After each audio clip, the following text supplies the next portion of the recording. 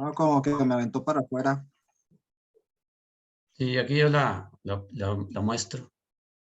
Ok. Bueno, como ustedes saben, ya estas conferencias se suben a un canal de YouTube.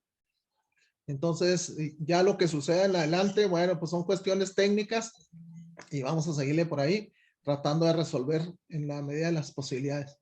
Porque también ahí en mi pantalla, en donde estoy yo, está ahí poco fallento. Ahorita apago mi cámara para no interferir. Bueno, saludando por aquí a todos ustedes que se conectaron. Esperamos que al ratito se conecten algunos más. En esta ocasión, el licenciado Héctor Iván Olivas, uno de los compañeros fundadores de este grupo de historia del Parque Revolución aquí en Chihuahua, preparó una plática sobre un paisajista mexicano muy prestigiado, José María Velasco. Por lo cual le voy a pedir al ingeniero René Chávez Domínguez, nuestro secretario, que nos dé la semblanza del licenciado Héctor Iván Olivas. Gracias. Sí, ¿qué tal? Buenas tardes. Pues, tenemos problemas técnicos. Pero bueno, vamos aquí a leer la semblanza de Héctor Iván Olivas González. Él es licenciado en Derecho por la Facultad de Derecho de la Universidad Autónoma de Chihuahua. Y como dijo Manuel, es miembro fundador de este grupo de historia del Parque Revolución, junto con el señor Alfonso Sotelo Domínguez, que en paz descanse. Esto fue en el 2013 cuando se forma el grupo. Es activista a favor de la conservación del patrimonio histórico de Chihuahua y es abogado postulante. Pues todo lo conocemos con un gran conocimiento sobre la historia local, ya sea local, nacional, internacional. Entonces, pues ahí activamente participa en el grupo Héctor Iván con diferentes temas y discusiones de los mismos, ¿no? Y también pues ha participado en muchas pláticas, aquí compartiendo unos temas de mucho interés al grupo, de temas muy variados. Entonces el día de hoy pues seguí con el tema del paisajista José María Velasco. Entonces pues le damos la bienvenida a Héctor Iván y te paso los micrófonos, Héctor Iván. Voy a compartir aquí la pantalla de la presentación.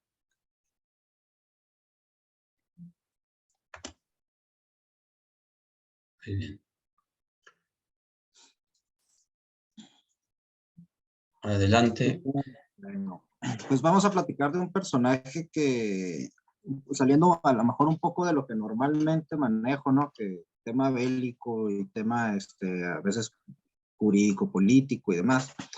Voy a platicar de un pintor, a lo mejor no, me falta mucho conocimiento en materia de arte, probablemente para dar una plática a lo mejor muchísimo más técnica en lo que se refiere. Algunos del grupo pues tienen fuerte conocimiento, sobre todo los que estudiaron alguna carrera relacionada con las artes, como por ejemplo la arquitectura. Sin embargo, José María Velasco es un personaje que a lo largo del tiempo que uno estudia la historia de México y que uno viaja a la Ciudad de México y anda ahí museando, pues es un personaje que uno se topa, ¿no? Es un personaje que uno ve varias veces, vas viendo su obra, y no es de la fama de los grandes muralistas del siglo XX, pero es la piedra angular, yo creo, de la pintura mexicana, ya del México independiente. Es influencia y también alguien contra quien se rebelan esos muralistas, y es un personaje que le da rostro a nuestro país en gran medida, en una época donde pues ese era uno de los medios, ¿no? Y que inspiró a muchos otros. Eh, la mayoría de las fotografías que voy a enseñar, no todas, yo mismo las tomé en algunos de los viajes y visitas al Museo Nacional de Arte, que es el lugar donde está la principal colección de José María Velasco. Y yo le titulé a esta presentación El pintor de la nación, porque literalmente es quien pintó el rostro del paisaje mexicano, ¿no? Ya rompiendo con hasta cierto punto con los esquemas europeos, dando una propia característica de lo que es esa idea idílica de la nación. Esta es un autorretrato del mismo. Ya nos habla mucho de las habilidades del pintor y eso que no era un retratista. Y pues podemos decir que José María Tranquilino Francisco de Jesús Velasco y Gómez Obregón nació el 6 de julio de 1840 en el Estado de México, en el seno de una familia relativamente acomodada. Ahí vivió en ese pueblo hasta 1849. Estamos hablando de tiempos convulsos durante la invasión norteamericana a México. Al morir su padre durante una de las tantas epidemias de cólera que eran muy frecuentes durante el siglo XIX, se le envió a un colegio de beneficencia, el Colegio Lancasteriano de Santa María Catarina Mártir. Este modelo de los colegios lancasterianos estuvo muy en boga en el siglo XIX, en una metodología educativa que venía del Reino Unido precisamente. Y a los 10 años tuvo un maestro ahí en esa escuela que le enseñó dibujo. Este maestro de apellido Villasana, no encontré más datos del personaje, pero fue el primero que impulsó a Velasco por el camino de las artes, ¿no? A los 15 años obtuvo una beca para estudiar en la Academia de San Carlos. La Academia de San Carlos, como hemos escuchado y leído en muchas ocasiones, es la escuela más importante de arte en la historia de este país. Fue fundada en 1781 durante el periodo virreinal. Y de esta escuela salieron grandes artistas como Diego Rivera, Saturnino Herrán o José Clemente Orozco, ¿no? Se encuentra ubicada en la Ciudad de México, a unas cuadras precisamente hacia atrás del Palacio Nacional, y no confundir con el Museo de San Carlos que está en la colonia Tabacalera. Y este es uno de los puntos fundamentales de la cultura mexicana y del arte mexicano, ¿no? Entre sus primeros maestros estuvo Manuel Tolzano, que es uno de los arquitectos más importantes de México y del periodo virreinal, ¿no? Él estudiaba de noche en la academia, mientras trabajaba durante el día en el negocio de sus tíos para poderse mantener, ¿verdad? En San Carlos fue alumno de Santiago de Rebul, de Pelegrín Clavé y de Manuel Carpio, que fueron artistas importantes del siglo XIX, pero fue el maestro italiano Eugenio Landesio quien influyó de manera decisiva en Velasco. Landesio, quien había estudiado en la Academia de San Lucas en la ciudad de Roma, fundó aquí en México una cátedra independiente sobre paisajismo y perspectiva. Y él se convirtió en el mentor, en la persona que formó a Velasco. En el siglo XIX, muchos personajes, sobre todo de España y de Italia, viajaron a México a convertirse en maestros de arte. De esta influencia extranjera nace, con esas técnicas europeas, viene ya una auténtica escuela mexicana que es la que crea Velasco. De las clases de Landesio se deriva el estudio que hizo Velasco de las ciencias naturales. Y bueno, era común que Landesio organizara excursiones a los alrededores en la zona del Valle de México con la finalidad de pintar. Y la idea era que los alumnos, en vez de copiar los paisajes europeos que se acostumbraban a poner, con los que se acostumbraban a decorar las casas, sobre todo de las familias pudientes de la época, se aplicara esa misma idea, pero al paisaje mexicano. Aquí podemos ver en la obra El Puente de San Antonio en el Camino de San Ángel, junto al Camino de Pensacola, cómo Landesio plasmó el paisaje mexicano. Es notorio cuando uno ve los cuadros ya de Velasco, las similitudes, y obviamente se nota que él es el mentor. Incluso este cuadro, uno encuentra una copia hecha por el propio Velasco ahí en el Museo Nacional de Arte, muy similar. Bueno, básicamente es el mismo cuadro, es cuando estaba aprendiendo el Landesio, Velasco lo copiaba, ¿no? Además de la influencia del Landesio, la obra de Velasco tiene una fuerte influencia en los impresionistas franceses, que es el movimiento de vanguardia de boga que está en este periodo precisamente, en esta etapa del siglo XIX, posterior al romanticismo, sobre todo en lo que se refiere a la luz y a la celebración de la naturaleza, ¿no? En resumen, Velasco fue un pintor realista con cierta influencia impresionista, ¿no? Ahora, de las clases de Landesio se deriva el estudio que Velasco hace de las ciencias naturales. Velasco acude a la Academia Nacional de Medicina, el antiguo Palacio de la Inquisición, y actualmente Museo de Medicina, para estudiar elementos de botánica, de física, de zoología, matemáticas y anatomía, es decir, de ciencias, con la finalidad de poder comprender qué es lo que está pintando y así plasmarlo de la manera más realista posible. Y eso es algo que lo podemos ver magistralmente en toda su obra. Por ejemplo, en este cuadro, el Cardón de Comavaca, en Oaxaca, pintado en 1887, pues vemos el estudio que tiene sobre la naturaleza. O sea, no nada más es pintar y copiar lo que está en el lugar, ¿no?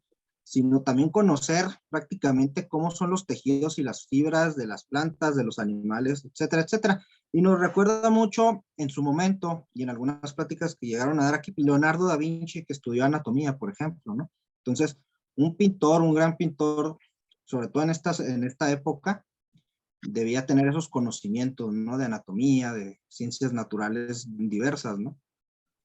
Eso sí, esta búsqueda del realismo no privó que en los trabajos de Velasco no se experimentaran muchas técnicas. La acuarela, el óleo, el grabado, el dibujo, la litografía, e incluso llegó a incursionar también en la fotografía. Ahora, a raíz de que se volvió miembro de la Sociedad Mexicana de Historia Natural, en Velasco podemos ver una doble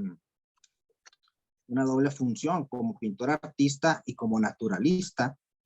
Él, como miembro de la Sociedad Mexicana de Historia Natural, se convierte en ilustrador de precisamente la revista La Naturaleza, publicada por la Sociedad Mexicana de Historia Natural, y de una revista llamada La Flora del Valle de México. Entonces, una de sus facetas es precisamente ilustrar libros científicos, e incluso se le atribuye el descubrimiento de una especie de ajolote, el Ambystoma velasii por Velasco, del cual describe todo su proceso de metamorfosis, ya sea tanto de manera textual como de manera gráfica. Así que podemos decir que fue tanto artista como naturalista. Esta imagen que vemos en pantalla es una de las ilustraciones que hizo para la revista La Naturaleza, en el tomo 4. Pues es una excelente ilustración, incluso todavía no nada más los libros de ciencias naturales o incluso páginas de internet dedicadas al tema utilizan fotografías, sino que todavía es muy común que la ilustración se utilice. Y este tipo de ajolote, pues, incluso lleva su nombre, ¿no?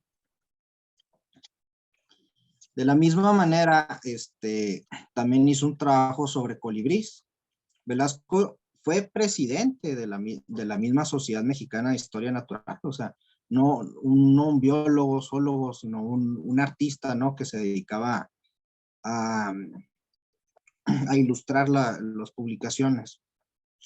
Y también llegó a ser ilustrador del Museo Nacional, así como investigador, como les mencionaba, hizo un trabajo sobre los colibríes, ilustró algunos trabajos de su hermano, que era médico, y de Alfonso Velasco, sobre ciencias naturales. Entonces, en este ejemplo también, que está en el Museo Nacional de Artes, es una ilustración de la Massilia ocal, un tipo de colibrí, también para la revista La Naturaleza, ¿no? Y es muy similar a algunas de las ilustraciones que nos tocó ver en la enciclopedia La Fauna o en otros números, ¿no? Que sobre todo en los 70s, 80s. A Velasco se le apodó por el escritor Adolfo Castañón, el arquitecto del aire, ¿no? Y él mencionaba que en Velasco se da una convergencia de monumentalidad y de capacidad de reproducir en el grano más fino el detalle de las rocas, las plantas y los cielos, ¿no? Esto no podía haberse dado sin una formación de dibujante científico, pero la necesidad de horizontes vastos y la convivencia constante de la grandeza y con la sencillez hacen que este artista, un guía espiritual y moral, que en nuestros tiempos tan socorridos por las diversas variedades de la cursilería se vuelve imprescindible. José María Velasco es, por todo esto, uno de los padres fundadores del espacio pictórico mexicano e hispanoamericano. En pocas palabras, la pintura de Velasco va tal al detalle con ese conocimiento de las ciencias naturales que prácticamente te plasma, ¿no? Con esa exactitud del medio ambiente.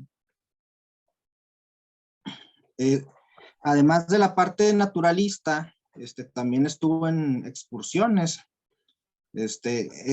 Tuvieron un gran impacto tanto en la arqueología mexicana como en la etnología y en la antropología al plasmar los restos enterrados en Teotihuacán, ilustrar varias piezas del Museo Nacional, que es el antecedente de lo que es hoy el Museo Nacional de Antropología e Historia.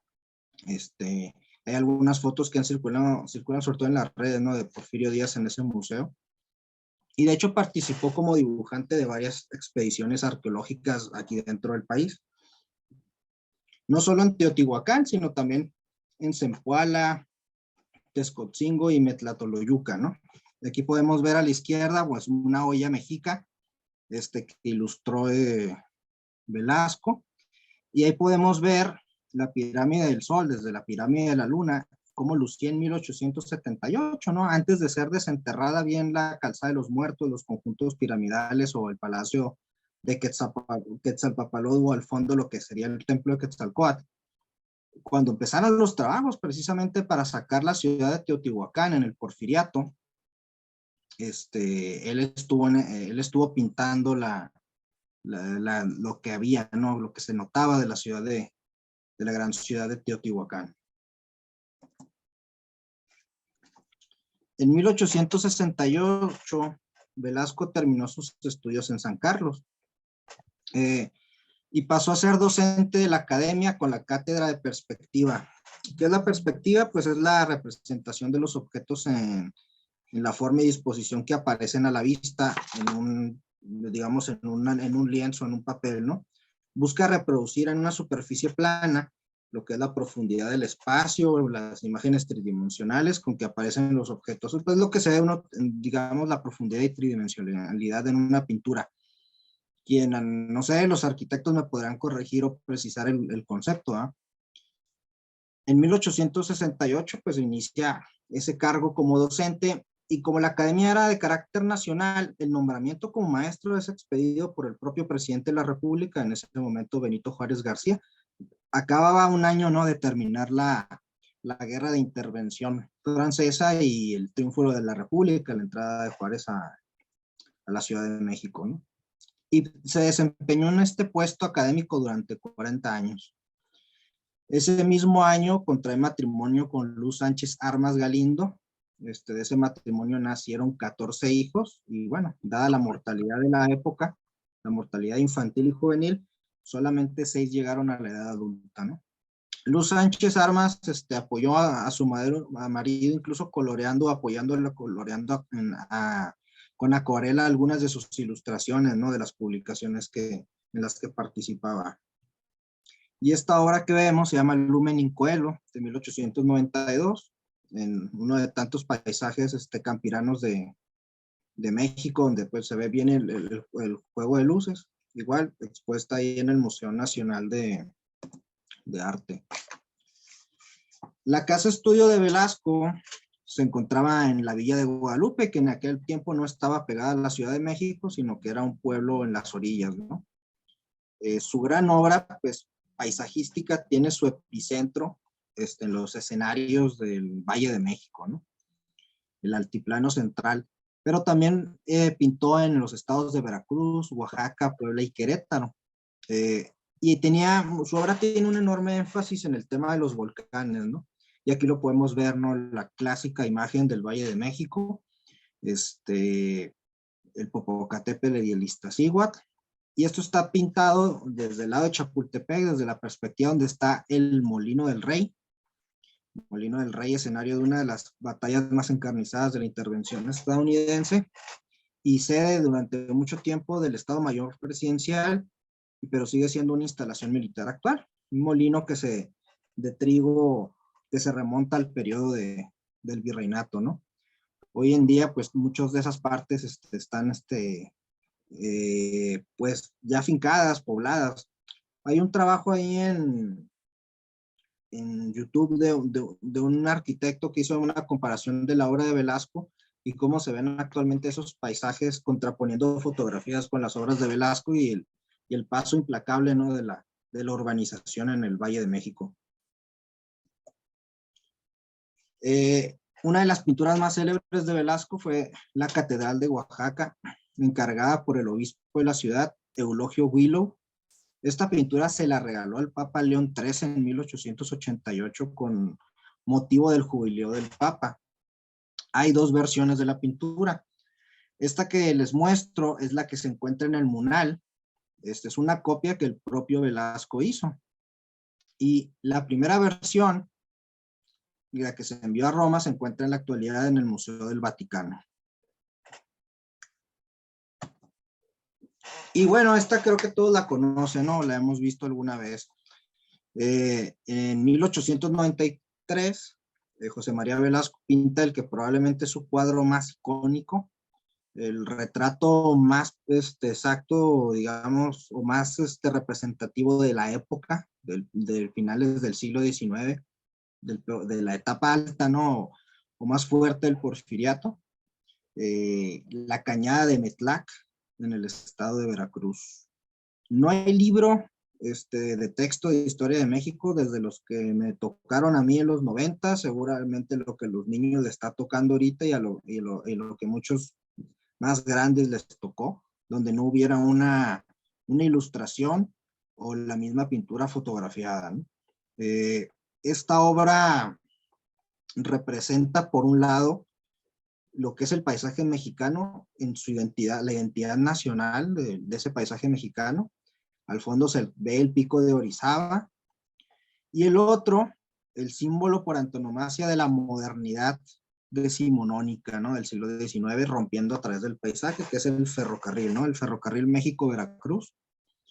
La Cañada de Metlac, pues es un punto muy espectacular de la geografía mexicana y se complementa con la irrupción del ferrocarril. Aún en esta época es un puente que es impresionante. Y esta obra la escribió el propio presidente Porfirio Díaz. Entonces, desde un principio, pues estuvo en Chapultepec y desde un principio ha sido parte de la colección, digamos, del Estado mexicano, ¿no? Un cuadro icónico que todos hemos visto alguna vez. Entre los premios y reconocimientos a Velasco se encuentran la Medalla de Oro de Exposiciones Nacionales de Bellas Artes. Aquí es un premio nacional, en 1874 y en 1876 lo recibió. Una medalla en la Exposición Internacional de Filadelfia en 1876.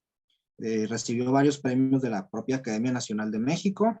La medalla de la Exposición Universal de París de 1889. La medalla de oro del Centenario en Madrid en 1893. La medalla de la Exposición de Bellas Artes de Puebla en 1900. Su obra formó parte de la Exposición Mexicana o del Pabellón mexicano en la Exposición Universal de París de 1889. También expuso en la Exposición Mundial Colombina de Chicago de 1893 y tuvo el nombramiento de Caballero de la Legión de Honor de Francia, que es uno de los, o si no es el más alto galardón que da el gobierno de la República Francesa, y recibió la medalla de la Orden de Francisco José, del imperio en ese momento austrohúngaro, ¿no? Todavía existente. El pabellón mexicano en las exposiciones universales pues llevó parte de la obra de Velasco. Aquí tenemos un ejemplo precisamente de esa capacidad de retratar el paisaje y la naturaleza a cada detalle, precisamente en esas rocas que pintó en 1894, también parte de la colección del Museo Nacional de Arte, ¿no? El gran paisajista mexicano, pues fallece en su casa estudio ahí en la villa de Guadalupe el 26 de agosto de 1902. El legado de Velasco pues es toral para entender la cultura mexicana, ¿no? No nada más la académica, sino también hasta cierto punto la cultura popular. Se convirtió, como dije, en el paisajista de la nación mexicana, y su arte pues es un elemento que aportó mucho al imaginario popular de nuestro país. Y ese imaginario popular y esa parte del arte mexicano, del paisaje mexicano, es un elemento en una época, ¿no? Que se está conformando la identidad nacional, ¿no? La idea del idílico paisaje mexicano sería transmitida a otras formas de arte, incluida la música, la literatura, que son, siempre hay ese tipo de descripciones del paisaje mexicano en muchos corridos de regiones o en obras como El Llano en Llamas y demás, se puede ver. Y en el cine de la época de oro, en el cine mexicano, cuando uno ve la fotografía de los hermanos Figueroa, que retrata a través del cine también ese idílico paisaje mexicano, pues sí se puede uno remitir a los cuadros de José María Velasco, ¿no? Y bueno, fue maestro de muchos pintores, como lo había mencionado, entre ellos, pues probablemente el más famoso, ¿no? Diego Rivera. Diego Rivera y también José Clemente Orozco fueron alumnos ahí en la Academia Nacional de San Carlos de José María Velasco. Ahora aquí ocurre algo muy interesante porque finalmente los estilos de la generación de los muralistas, de los tres grandes, Rivera, Siqueiros y Orozco, pues busca mucho romper con el estilo de Velasco, ¿no? Ya no presentando tanto esa parte idílica del paisaje, sino presentando ya un realismo diferente, ¿no? De la lucha del pueblo por la reivindicación de sus derechos y de su dignidad y otra perspectiva de la historia de México.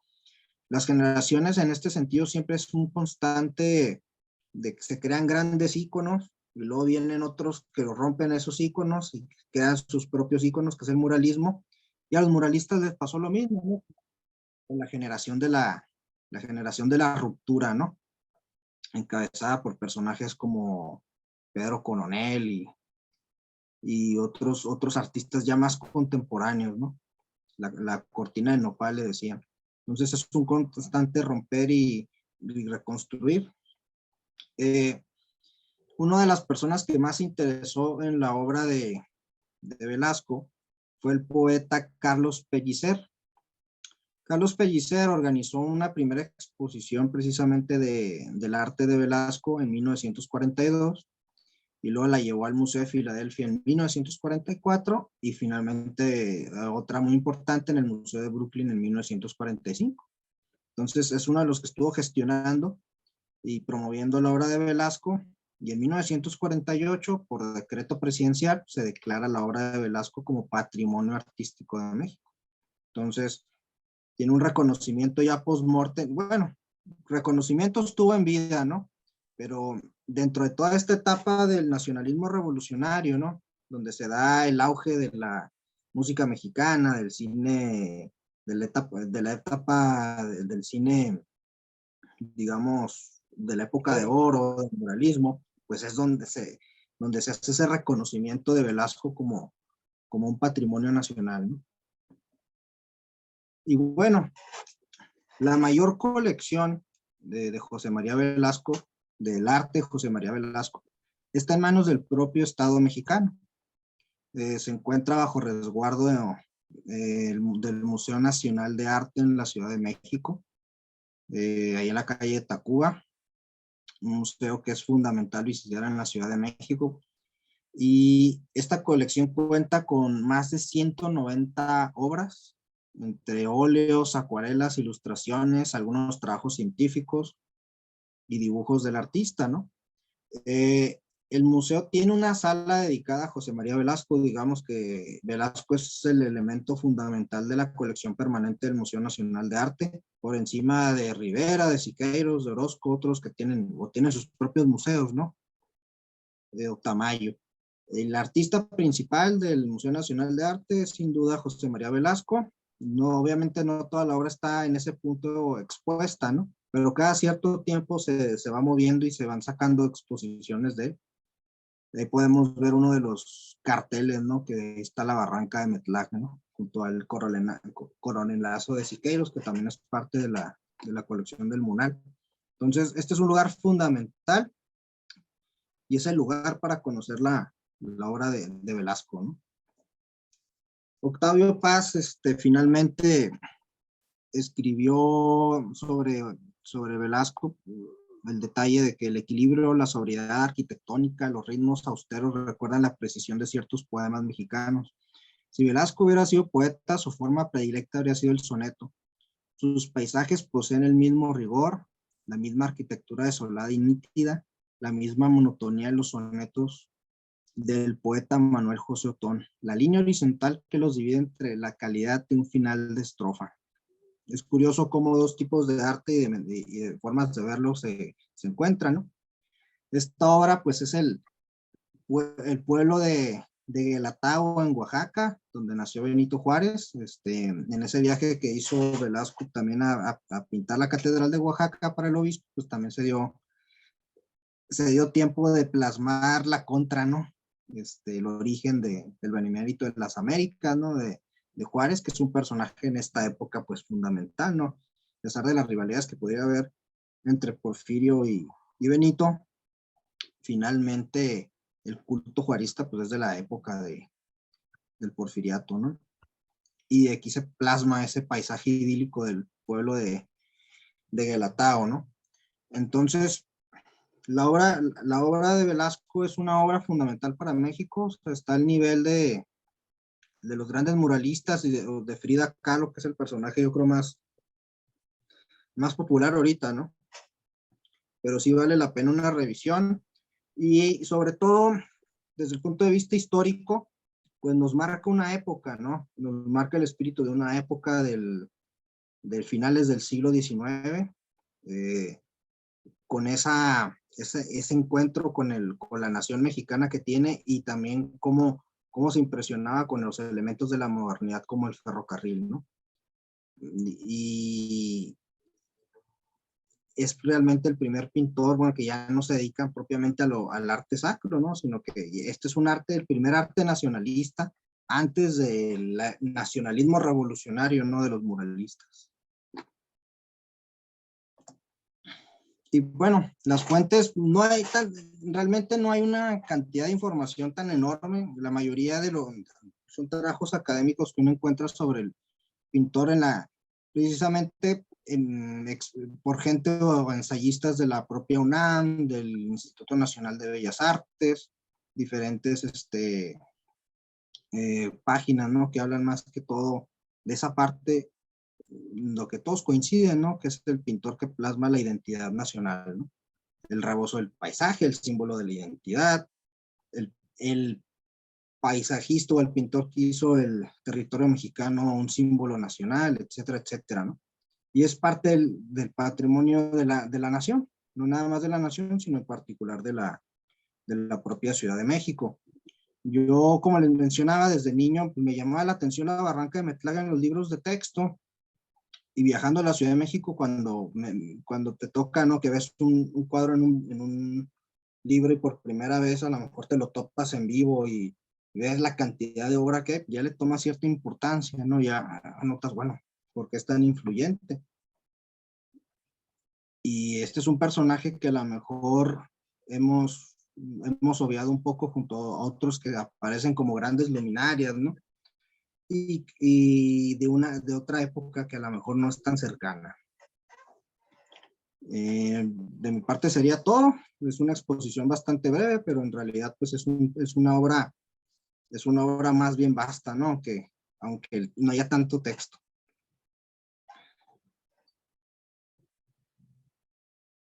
Muy bien. Muy bien, Interesante. Felicidades, Héctor. Muy bien, Héctor. Muy interesante. Interesante. No sé si apagó el micrófono ahí, Manuel, pero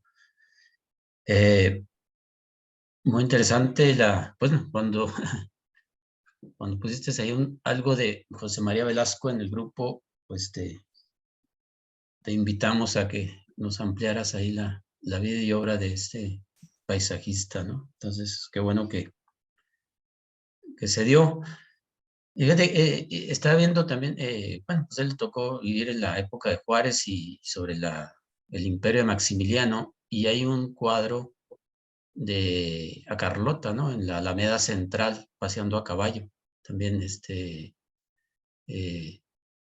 pues también pintó para ellos, ¿no?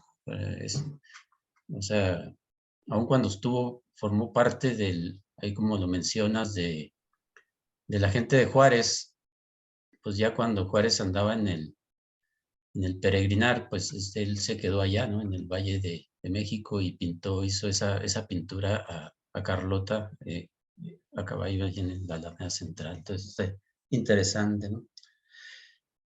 Muy Sí, bien. bueno, pintó un domingo ahí en la Alameda donde acudió la emperatriz, Ese, justamente en esos años, de la intervención. Y ese cuadro tiene la particularidad, la Alameda Central es un escenario más o menos recorrido por varios pintores, ¿no?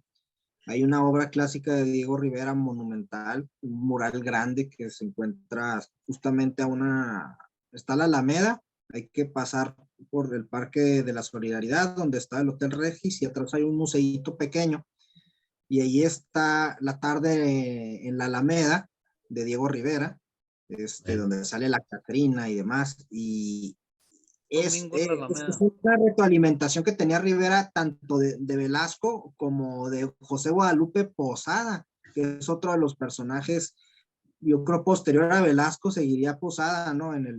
Pero ya en el Porfiriato ya murió poquito en los principios de la revolución. sí. Ok, ¿alguna otra pregunta o comentario? Ricardo, adelante. Sí, a ver, Ricardo. Sí, gracias. Bueno, felicidades, me encanta José María Velasco.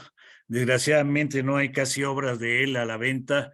Nosotros rescatamos una hace años, hace como 10 años, la mandamos por correo, una pequeña acuarela de un personaje mexicano y se perdió en el correo.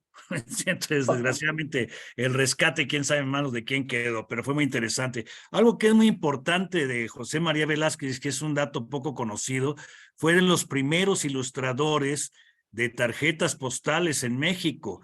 Hay óleos de él directamente sobre un entero postal mexicano y seguro los regalaba o los vendía, quién sabe, pero son piezas muy escasas, poco conocidas y algo que no está casi documentado porque las piezas son muy caras, ¿no? O sea, eso es una cuestión que quisiera comentar. La otra es que lo que decía Héctor Iván en el sentido de la influencia tan importante que tuvo en la cultura nacional, se logra ver en el impacto que tiene sobre la fotografía de fines del siglo XIX y principios del XX, porque muchos de sus cuadros van a inspirar la toma de los fotógrafos de fines del siglo XIX y principios del XX, como son William Henry Jackson, C.B. Waite o Charles B. Waits, Winfield Scott, Coxey Carmichael, Hugo Breme ya hacia 1910, ¿no? O sea, y los mismos ángulos en que él hizo la pintura son fotografiados por estos fotógrafos, que es muy interesante. O sea, parece que fueron a pararse exactamente en el mismo lugar para obtener una toma fotográfica de lo que había pintado José María Velasco, incluyendo la barranca de Metlac, que es muy interesante. A mí me parece muy importante realmente. Me encanta su obra, ¿no? O sea, pero sobre todo lo que dice Héctor Iván en el sentido de el impacto histórico que tiene sobre la pintura mexicana y sobre la fotografía y el arte en general mexicano, ¿no? Es importantísimo, ¿no? O sea, qué bueno que toque este tema. Gracias, Héctor. Felicidades. Sí, no, es que de hecho, como de los cuadros, muchos quisieron reproducirlo, y yo lo mencionaba en el sentido de los hermanos Figueroa, con la fotografía del cine de la época de oro, donde Claro. precisamente ese paisaje idílico que pudiera decirse que lo inventó o al menos lo transmitió por primera vez Velasco en el cine. Y la imagen sobre todo imponente de los volcanes, ¿no? O sea, lo que transmite con los volcanes. Y es algo curioso, ¿no? Que en el periodo virreinal o anterior no se le haya tomado tanto ese énfasis. Obviamente, pues era el arte sacro, ¿no? Lo que dominaba. Pero cuando uno llega a la Ciudad de México, anda en carretera y lo que ve es la imagen de los volcanes, es lo que impone, ¿no? Y Velasco lo trae a la pintura y de ahí se distribuye al cine, a la fotografía, y también en gran medida yo creo que también la literatura y la propia música lo capta, ¿no? Porque muchas, y esa idea del paisaje mexicano, aunque nace del Valle de México y obviamente toma Veracruz, toma Oaxaca, esa idea del paisaje mexicano se extiende a otras zonas que Velasco ni siquiera visitó, ¿no? Sí, gracias. Gracias. Sí, alguien más, a propósito de obras, bueno, pues no son originales, claro, pero en Amazon y en Mercado Libre, pues hay disponibles en impresiones sobre telas, ¿no? Estaba viendo, y pues andan en los 4,000, algunas y 2,000, unas más económicas, de copias, pues, de Velasco, ¿no? Sí. Muy bien. Inge Alderete. Yo, Ah, bueno, más una felicitación, está muy espectacular las pinturas y la imagen que te dan de un México pues grandioso, muy enorme, muy bonito, que sigue estando, pero nadie lo pinta así, o sea, realmente si hubiera más pintores de estos sobre que hablaron de Baja California, Sonora, Chihuahua, ese tipo de pintura, estaríamos todos felices de vivir en este país, porque te transmite pues la grandeza del paisaje. Bueno, la idea básicamente, comentario básicamente es, recientemente andaba en el centro, o sea, que me fui ahí a la casa de Pancho Villa. Y la casa de Pancho Villa, pues el museo está enorme. Y me enfoqué un poquito resulta que él contrató un pintor, no me acuerdo el nombre, quién fue, para que arreglara su casa. Y hizo una cantidad de pinturas, óleos, pues ahí no sé cómo se llamará, o sea, en la pared hay un montonal de pinturas. La recámara, en la sala, en la otra sala, y luego en la iglesia y en la capilla, pero impresionantes, y son de este tipo, así te presentan un paisaje muy bonito, pero es de Chihuahua. Y pinta el Cerro Grande y los otros cerros, y se parecen paisajes idílicos de Europa, pero pues son aquí de Chihuahua. Entonces lo voy a juntar unas fotos que tomé y se las mando en el grupo, pero interesante cómo ese tipo de pintura pues se puede reproducir por muchos, y eso lo hicieron. No, oye, pensaría que Pancho Villa sería experto de arte, ¿verdad? Pero la casa está muy espectacular, las pinturas que hay ahí en varios de los cuartos. Entonces, pues básicamente felicitaciones, y no sé si hay algún pintor ahorita actual que tenga más o menos este rumbo, porque yo creo hacer esas pinturas necesita que mucho tiempo, y yo creo que la raza ahí es más flojona, ¿no?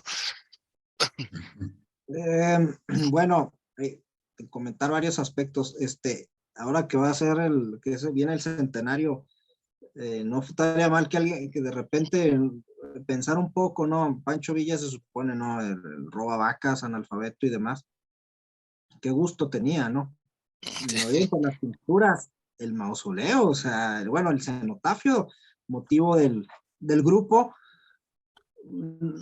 Hay un gobernador en Chihuahua posterior a la revolución que haya pensado en una obra de esa calidad, no, por el contrario, ¿no? Y comparado ya la Quinta Luz, en el Palacio de Alvarado, ahí en Parral, también comisionaron varios murales muy bonitos. Este era un artista italiano de apellido de Canini. Tengo el nombre, no me acuerdo el nombre completo, pero he tomado también fotos a esos murales.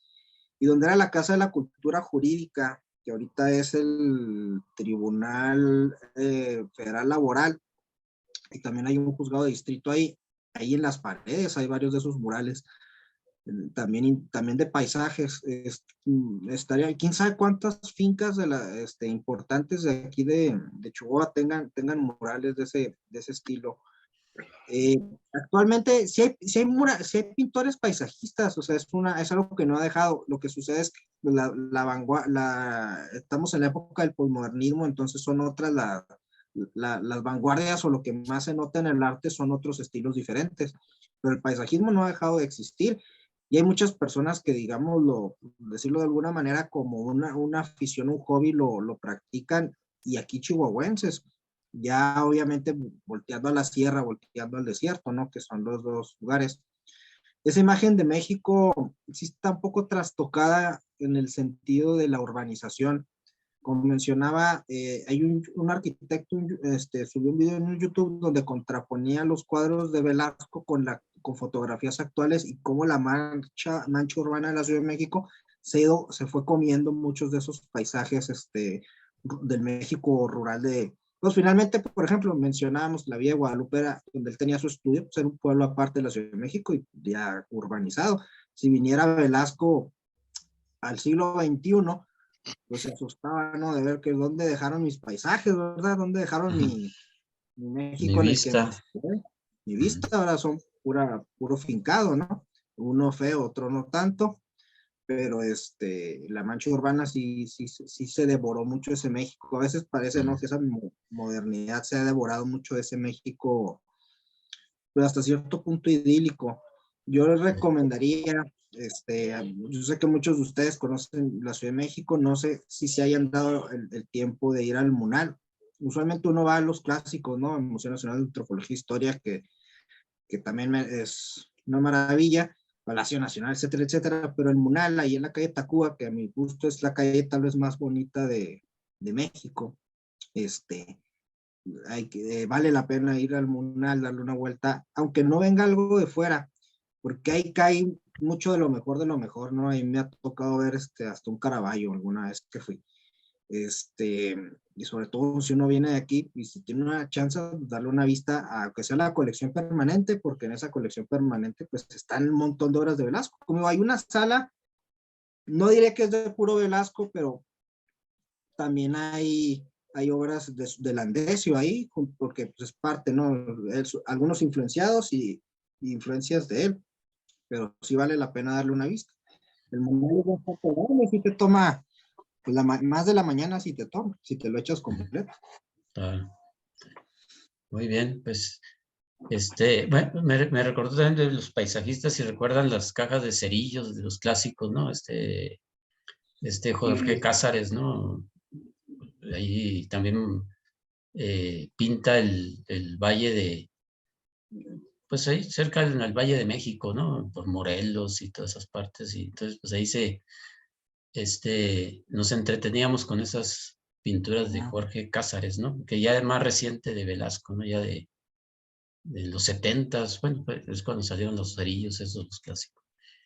Muy bien, ¿alguien más quiera participar? Bueno, si no, pues le damos ahí un aplauso a Iván. Gracias, Iván, y voy a dejar de... Felicidades, felicidades. Felicidades.